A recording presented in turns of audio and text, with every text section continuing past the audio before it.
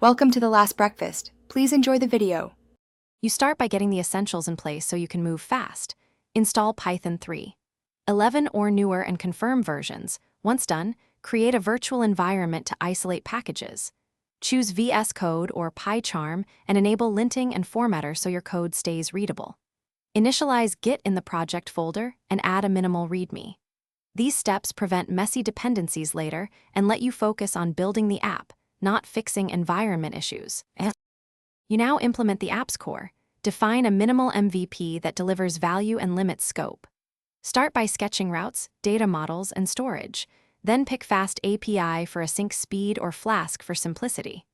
Implement DB models with SQL Alchemy or an async ORM and expose CRUD endpoints.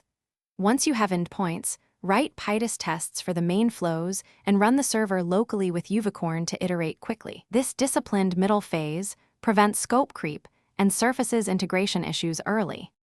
You finish by polishing, deploying, and preparing to fix problems in production. Add CI so tests and linters run on every push.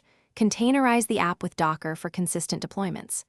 Deploy to a managed host like Render or a container service, configure envars, and enable basic monitoring. Make sure to test migrations and rollbacks before switching traffic. If something breaks, inspect logs first, reproduce locally with the same env. Then iterate. This targeted debugging saves time and avoids blind fixes. Thanks for watching. If this was helpful, leave a like and consider subscribing. See you next time.